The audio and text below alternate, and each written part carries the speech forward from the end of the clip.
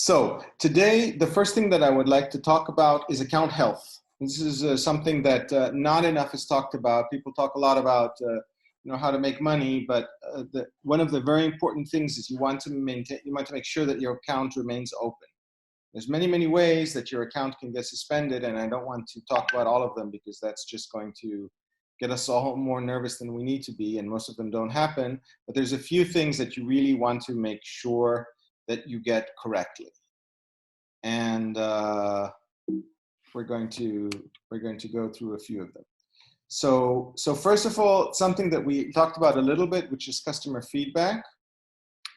And let me just see if I can.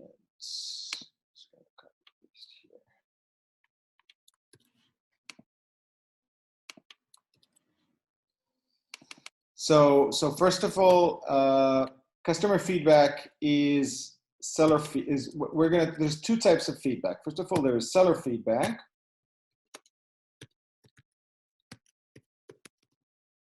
And there is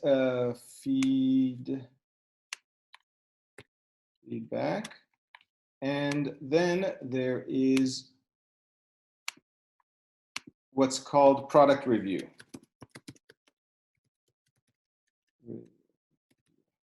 Okay, now these things are very different, and it's important to understand the difference between the two because a lot of times there's confusion, even with people that have experience selling. So I want to make sure that we understand that. So seller feedback, as the name implies, has to talk about, so let me just, talks about the buying process, okay? Okay, not the product. Okay, why is this important to understand? Because if you get something in the seller feedback that talks about the product, then you can immediately and almost automatically have it removed. Okay, and it's something that you want to monitor constantly and make sure that you don't get negative seller feedback. Okay, now, so for instance, if somebody writes, oh, I got this product, but it's in orange instead of green, or I got this product and it says that it's 20 watts and it's 10 watts. Okay, so all of that can almost immediately be removed. So you call and you say, okay, I got product review and the seller feedback. And boom, and they remove it, and it's like magic. So it's very important to understand that if you get some bad seller feedback, that you can remove it, and it's relatively easy. Okay, and why is this also important? Because if you ever get into private labeling, then it's a great way to know that you can get a good product review, right? Because a lot of times it's the other way around. A lot of time people are going to leave you great product review in the seller feedback, which if you are in the private labeling, it gives you a cue that you can, if you ask for a product review, you'll get a positive product review. Right? So for instance, if in the seller feedback say, oh, the product is great, it's amazing, it does exactly what I wanted, and I got something like there, you say, okay, great. Thank you for the seller feedback. There's actually a text that I can send you that basically is exactly for these, because a lot of times the way I got so many reviews on my Hotspot account is I saw that I had good seller feedback, and I explained, okay, listen, seller feedback, thank you very much. We really do the best to help. But if you want to help other users, you need to leave, you maybe could leave us a product review, and this way people will know about the product and know how great it is. Okay, so seller feedback is a great way to get product reviews. So are we clear on the difference between seller feedback and product review? Yes. Okay, great. Mm-hmm. Now, let's talk about less pleasant things. Mm-hmm. First of all, here I'm going to go into presentation mode because there's a bit of, okay. So if you are in your account, obviously this is my account, so it has, 5-star reviews and great feedback because I'm very, I'm very concerned about maintaining good feedback.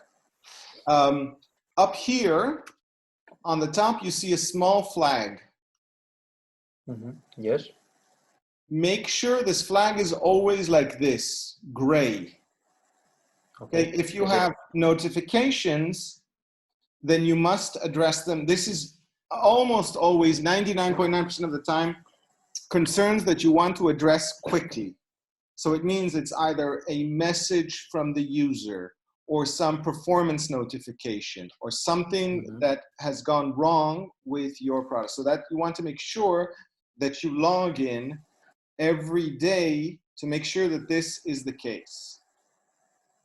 Now, you should always also get a notification to your email. But I know that not everybody is as pedantic about looking their email as I am. So if you know that you don't get into your email often enough, make sure that you log in, you or somebody in your team logs in and make sure that there is that there's no notification, because this can be performance notifications. There's also one annoying thing that Amazon started doing lately, which is if you don't advertise, they tell you there's a notification there. That's the only thing that's sort of like, okay, you can ignore because it's, we in the online arbitrage almost never advertise.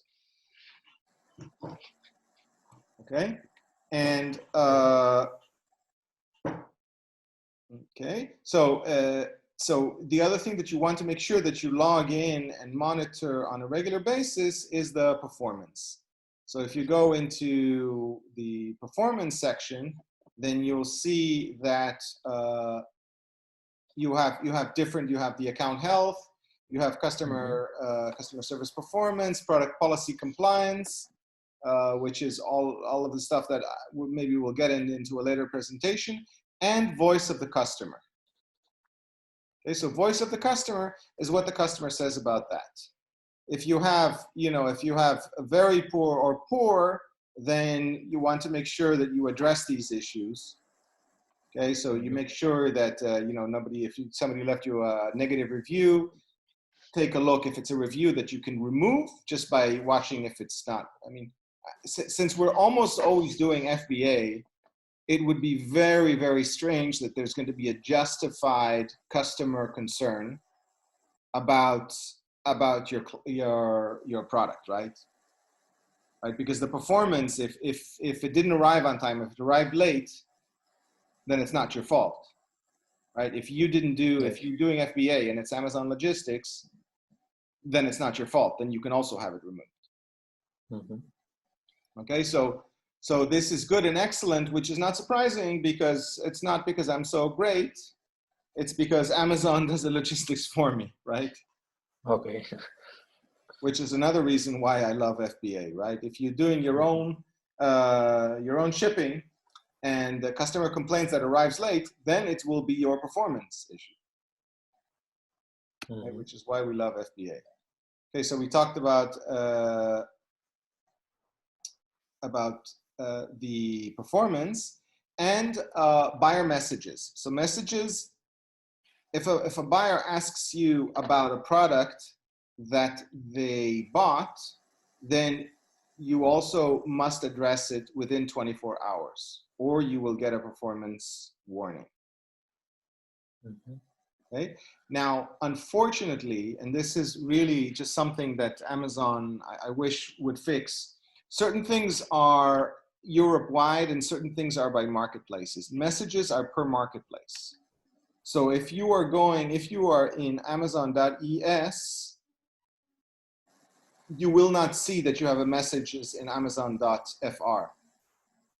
And you have to address messages in any language. So you have to have some way of dealing in multi-language. Usually, Google Translate will get you past it. But if you get, obviously, if you get a large amount of messages, which you shouldn't. I mean, we don't. We have a large volume. We don't get a lot of messages. But yeah, I mean, if you have a friend who speaks German and you have something in German, then you'll ask them to help. If not, you know, sometimes what I've done is I've written a message. Listen, I'm sorry, I'm relying on Google Translate. I hope you don't. You know, and usually people, haha, yeah, I understand. Yeah, no problem.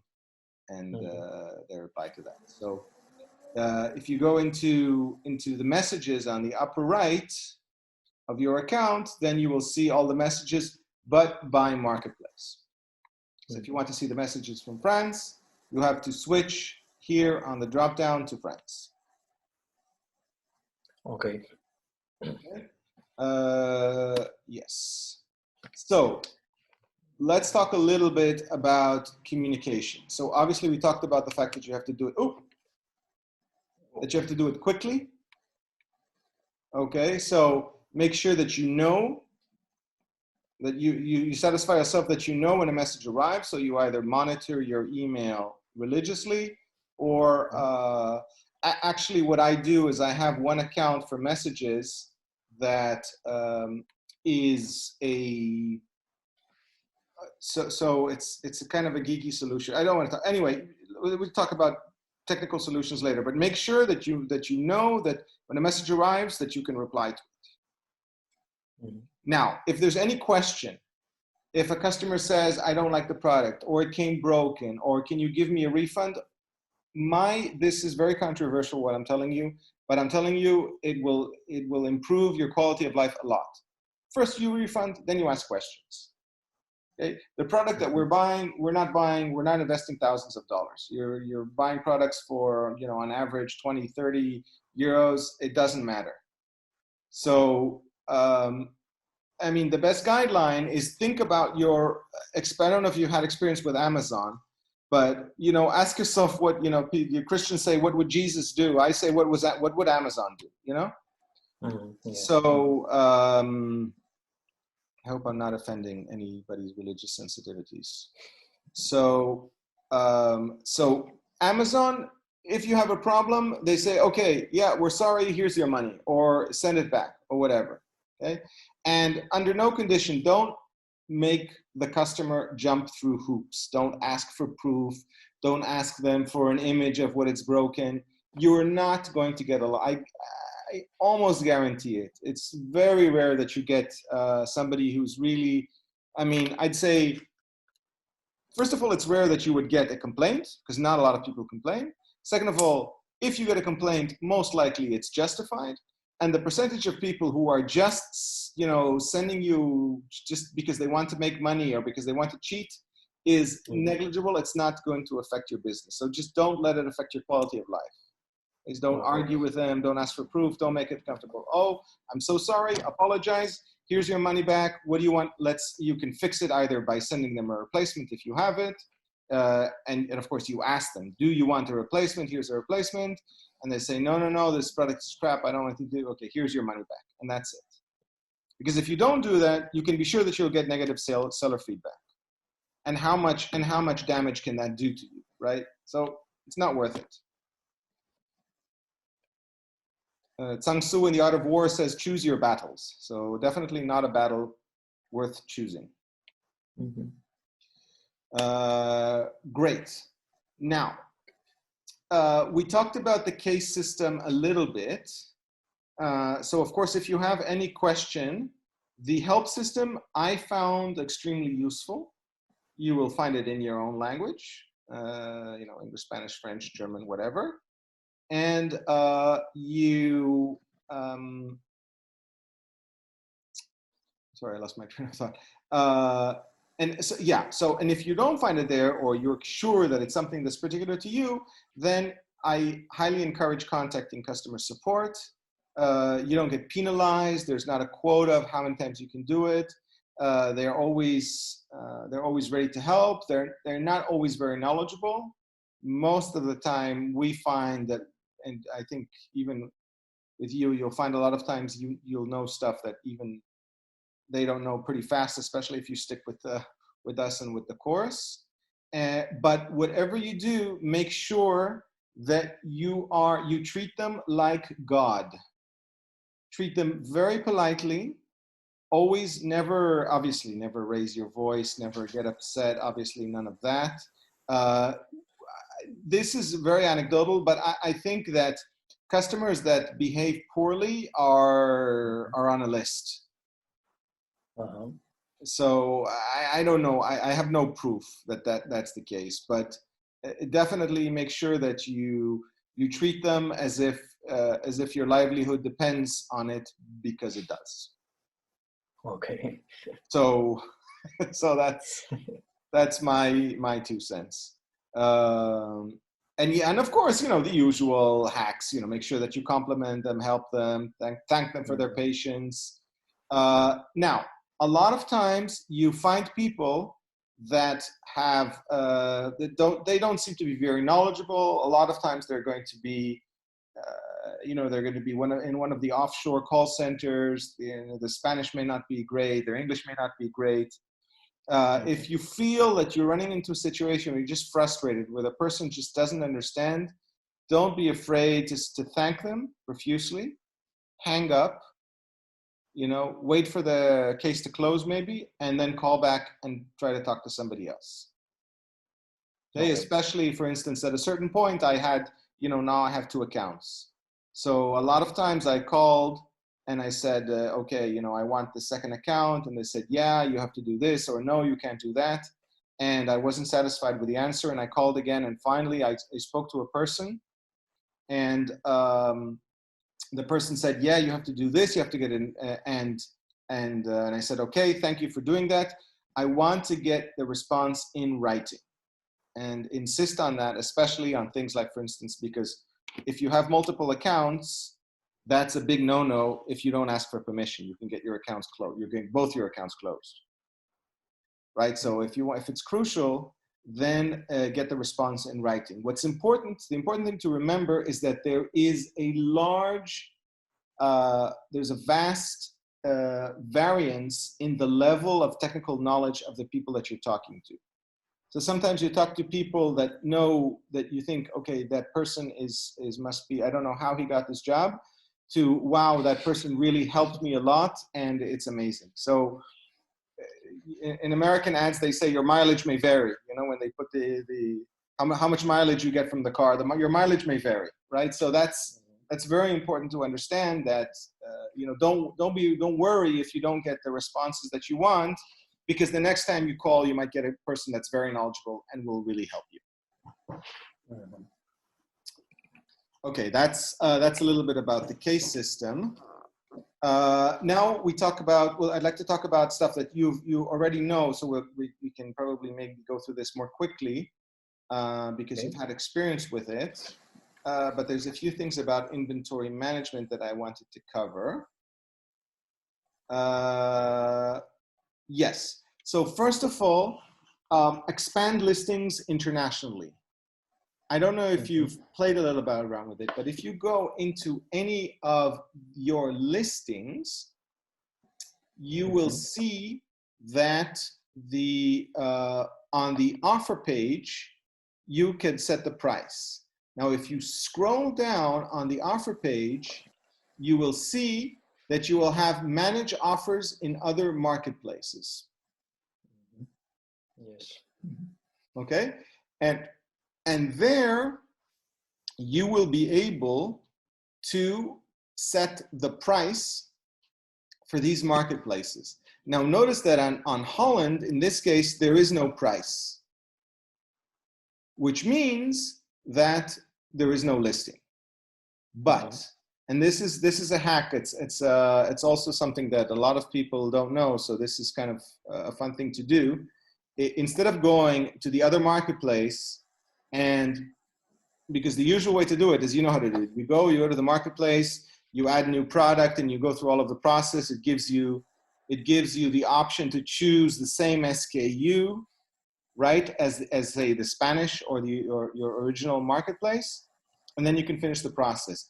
But if you have a new listing and all of these are empty, all you have to do is put prices in all of them, and the listing will be magically created in all of these other marketplaces, which is very cool. Okay, okay, nice.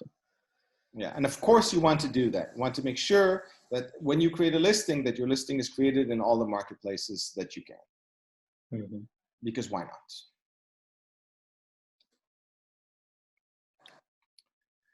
Okay, so ways of adding inventory to a shipping plan. We talked a little bit about that. I just want to make sure that we have it covered. So you can just select 1, 2, 3 items that you want to replenish. And then you select send replenish inventory. Yes. Right? And then you'll be able to select either create a new shipping plan or add to existing shipping plan. Right? So if you already had a shipping plan on existing in the works, you can add it to an existing shipping plan. And of course, you will be able to send it to your location. In our case, it's going to be Spain. If it's different, then it's different. And also make sure, I mean, for our purposes, usually we're going to do individual products. Yes. Okay. On my white label brand, I most of the times use case packed items because I have a certain amount of items per package, right? And it's all the same product. But if it's mixed, like in most cases in online arbitrage, then it's individual products.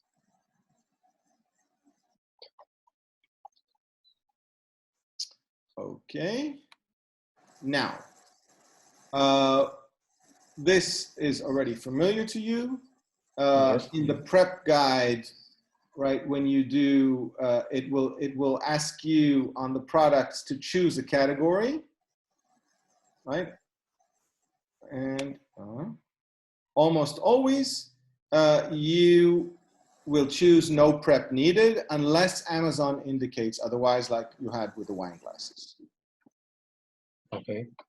Right. So now it could be that it often happens that Amazon doesn't know. So it could be, if you know that yourself that it's fragile or glass, then of course select fragile or glass. Okay.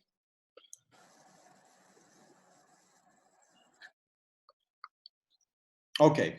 Now, labeling, another thing that you will see when you create a shipment, okay, you have a tab that says labeling required, which will tell you all of the labels, all of the products that you need to label. So here I selected all of the products just to show you that, for instance, I have this SKU that doesn't require labeling. Okay, why? Because it's not, remember we talked about commingled, not commingled. Since this product is commingled, also known as manufacturer barcode, then nobody needs to label it. Okay? Of course, make sure that the manufacturer barcode is on it and visible. Okay. If it isn't, you always have the option to print label for that too. So you can change this 0 to whatever quantity that you want, and you can print labels even for products that are manufacturer barcode.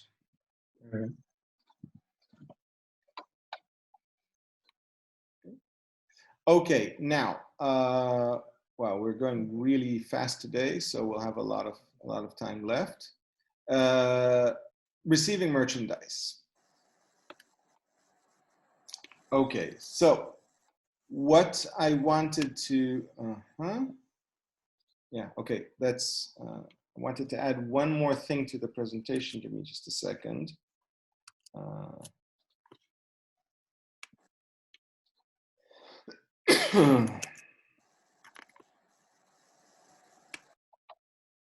This.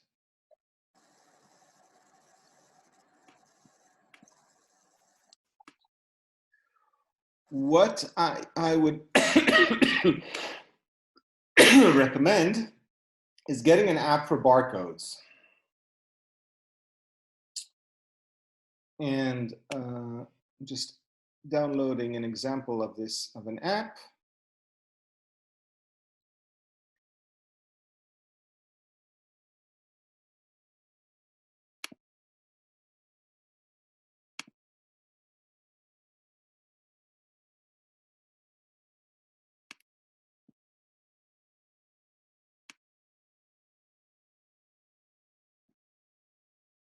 Okay.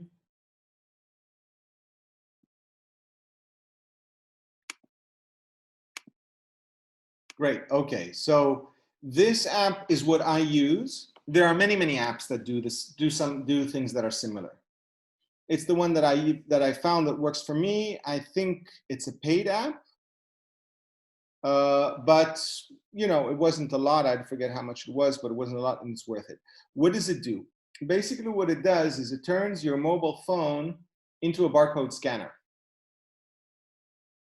And that's nice because if you are like me and a little bit dyslexic and don't trust yourself to write things correctly, when you get your products, you can scan them directly into Seller Central. So if you go into your Seller Central and you go to, let's see, do we have anything here? If you go to Manage Inventory, just find the,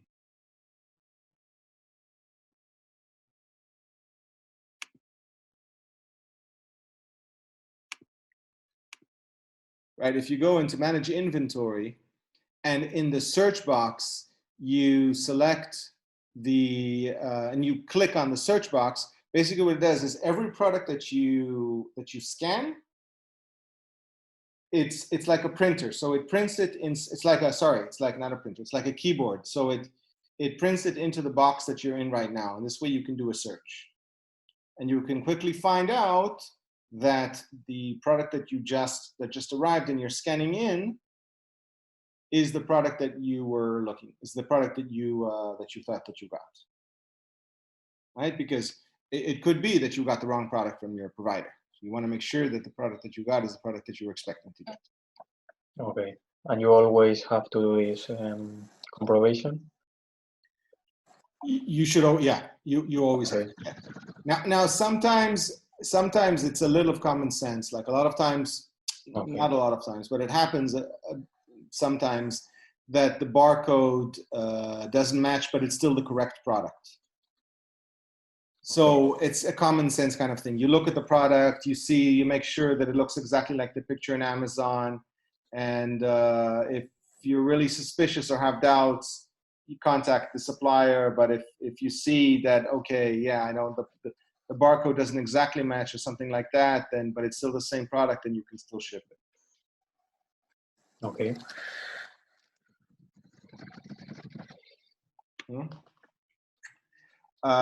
Okay. Now let's go back to the labeling. Sorry, I'm jumping around a little bit. What is important in the labeling is that I sent you the link. Actually, let me put that in the presentation also.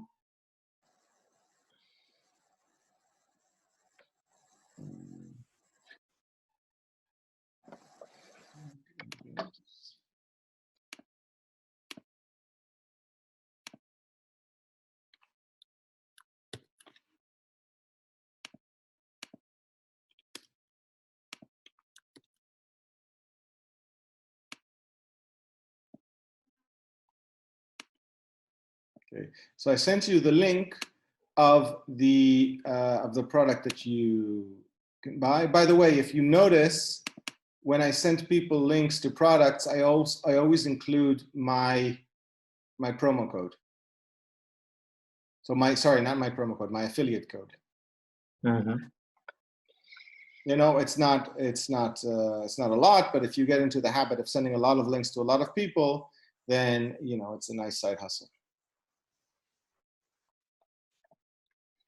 Okay, now give me just a second while I find the page.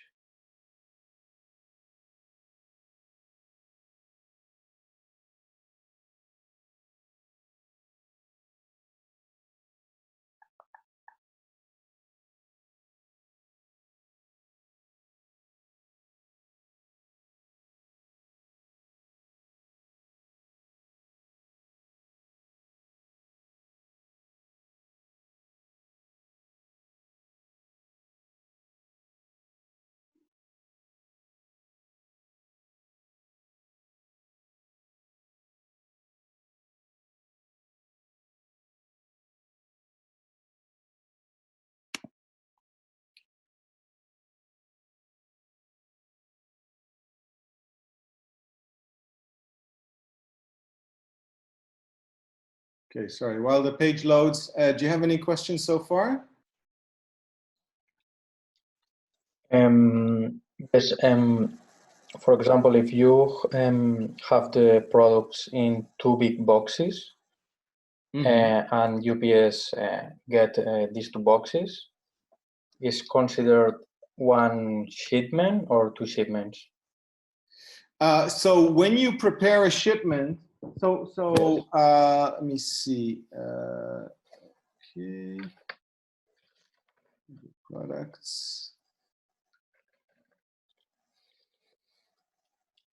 Because I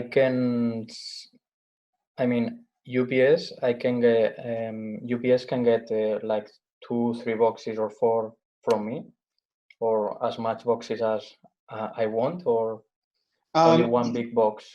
Yeah, so there is a payment per box. It's not high, but Okay. it really is worth it to have it in one big box compared to two Okay. small boxes. It doesn't make a lot of difference. You're talking about maybe additional €4 to your shipment. Okay, perfect. Okay. Now, in terms of labeling, so here is, just as an example of a product labeler, example of like stickers, A4 size. And when you choose to print the labels, the size of labels that you want to choose is going to be 24 up labels, which is 70 millimeter across and 37 height. Meter on A4. That's the one. Labels.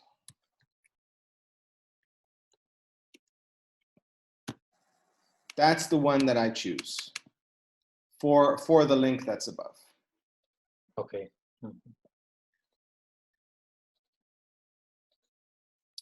And that's it. Once you have all of that ready,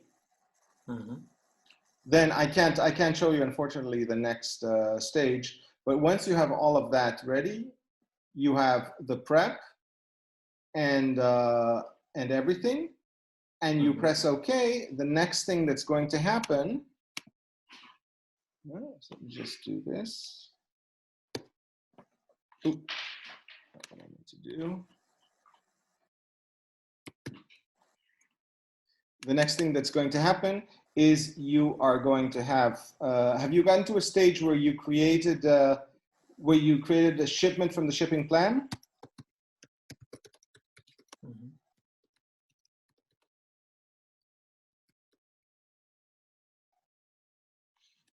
Hector? What? Repeat, please. I'm saying, did you get to a stage where it also created the shipments for you? Yes, We spoke a little bit about it, I think, last time.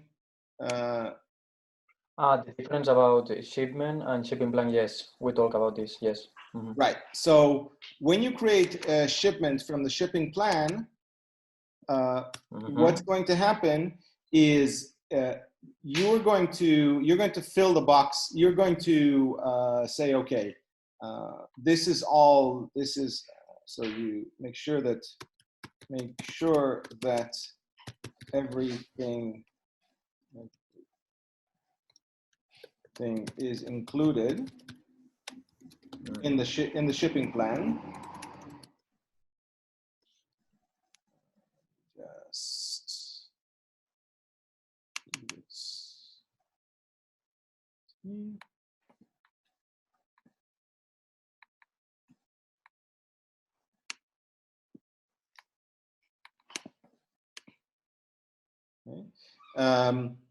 And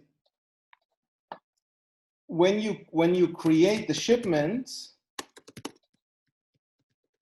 Amazon will inform you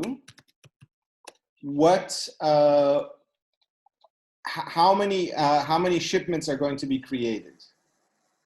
Okay.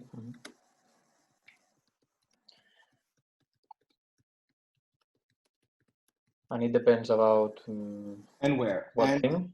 Right, and where, and it depends on the following. So it depends on size, it depends on prepping, and it depends on labeling. And sometimes it depends on quantity as well, but most of the time it's going to be the first three. It's going to be either size, prepping, or labeling. So if you have oversize, it's going to be sent somewhere else. If it requires prepping, it's going to be separated into two shipments, even though they're going to the same prep center. And if you selected Amazon labeling, then it would also be separated from the ones that are not Amazon labeled. So this is why you kind of want to make sure the size you don't have control over. But if you can do the prepping yourself and the labeling yourself in order to avoid it split, then fine. But labeling is very cheap. It's 15 cents per label. So if you already see that you're going to have a lot of labeling, and it's a question of asking the prep center to do the labeling or Amazon, I prefer to have it doing in Amazon, all else being equal. If it means not splitting the shipment into multiple shipments.